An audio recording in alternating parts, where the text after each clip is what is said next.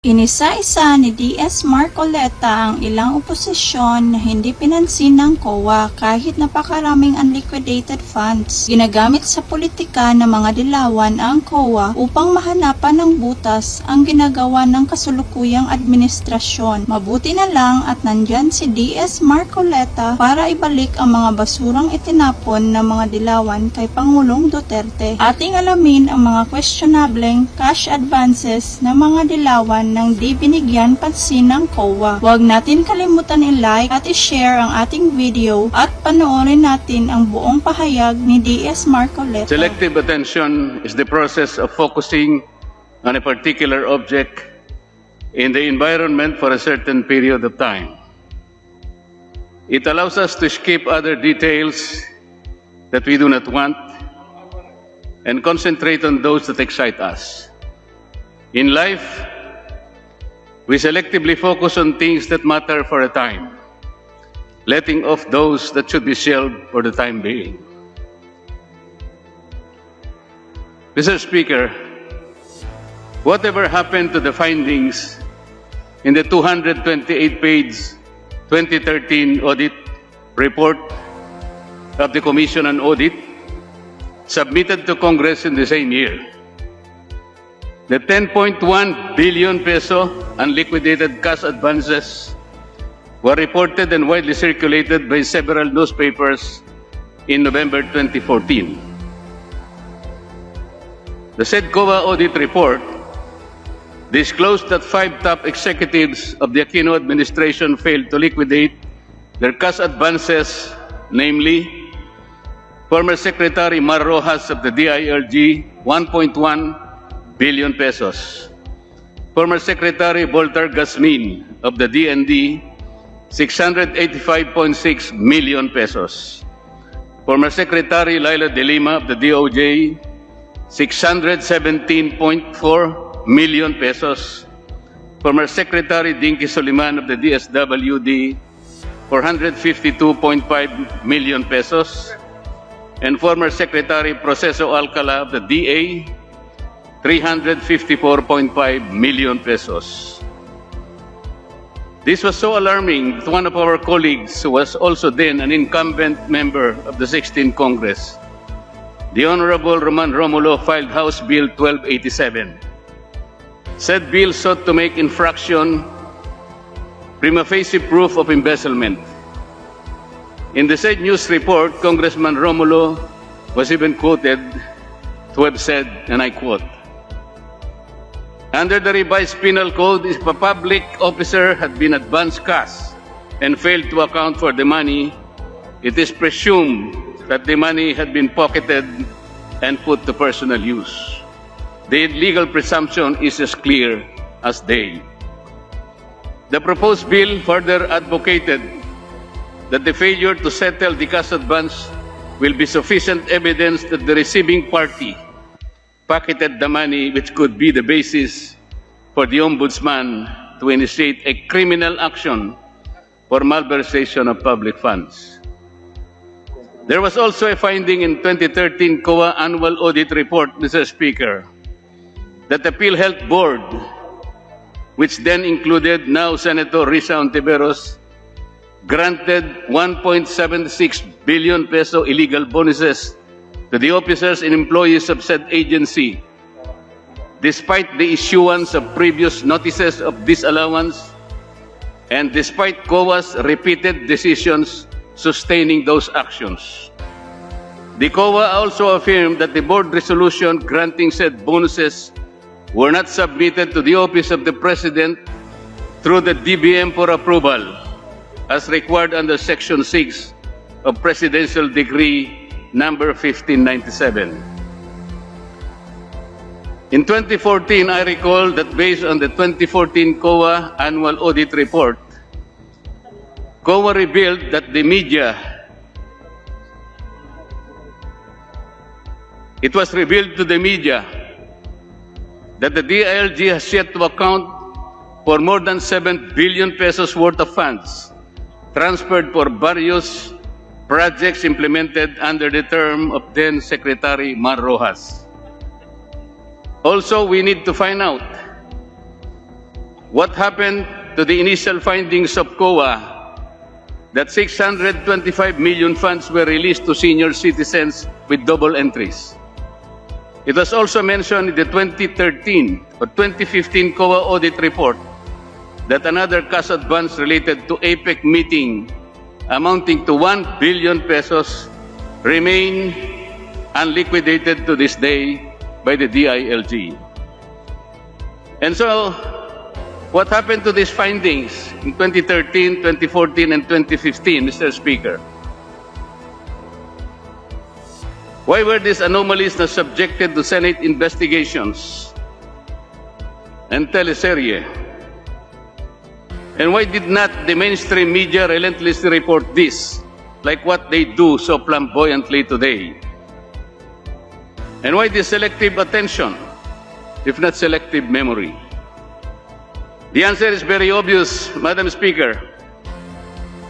The COA findings I mentioned earlier were still far away from the next election at the time they were reported for the people to notice. Enterprising politicians know only too well that they will not earn any point in doing so. Unlike today, Madam Speaker, the elections are but 7 days or 7 months away, and the prospective candidates find no better time to politicize them. Make louder noise about them, and be heard. Unfortunately, Madam Speaker, we're still in the middle of the pandemic, where a well-coordinated, cohesive, and a collective will, with the full support of a united citizenry, is the only chance for us to survive and defeat these national scourge with the grace of God. Kaya alam po, Madam Speaker, may mga kandidato pa rin po na walang pinipiling panahon, may panalo lang ang kanilang sarili. Bigyan po natin ito ng isang akmang paghahalimbawa. Nasa kasagsagan at kasalukuyang nasusunog ang malaking bahagi ng isang komunidad. Kasabay ng sunog ay ang balita na overpriced pala ang pagkakabili ng mga truck na pamatay sunog. Ipinatawag ni Candidate A ang pinuno ng mga bumbero upang ituloy ang investigasyon, kumalat man ang apoy at matupok ang maraming mga kabahayan. Bakit po? Dahil ito ay tiyak na makasisira sa reputasyon ni Candidate B na kaibigan ng supplier ng fire trucks na kalaban niya sa eleksyon at pambato ng administrasyon. The 2020 Annual Audit Report is the case in point. Released sometime in June this year, it covered several departments: DILG, DSWD, DepEd, DA, DOTR, DOH, and a score of others more. Madam Speaker.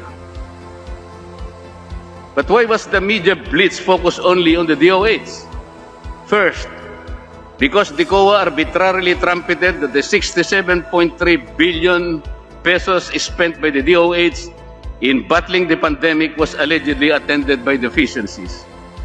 Secondly, because the DOH is in the eye of the storm, being the principal agency that leads the battle against the pandemic in several fronts.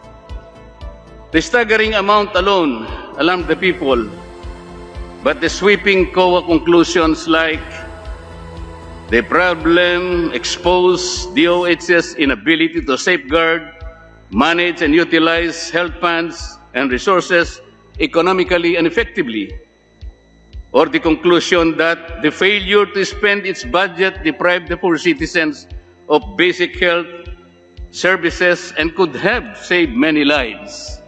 These conclusions, Madam Speaker, scandalized the entire nation.